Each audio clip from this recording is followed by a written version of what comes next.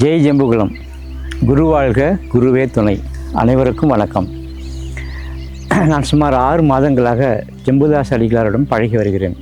அடிகளாருடன் எனக்கு ஏற்பட்ட அனுபவங்களை உங்களுடன் பகிர்ந்து கொள்கிறேன். நான் உலகம் முழுவதும் பல இடங்களுக்கு சுற்றி வந்திருக்கிறேன். பல மத தலைவர்களையும் பல ஆன்மீக குருக்களையும் சந்தித்திருக்கிறேன். இந்தியாவிலும் பல இடங்களுக்கு சென்று ஆன்மீக குருக்களை சந்தித்திருக்கிறேன். தமிழ்நாட்டிலும் பல மடாதிபதிகளையும் சந்தித்திருக்கின்றேன்.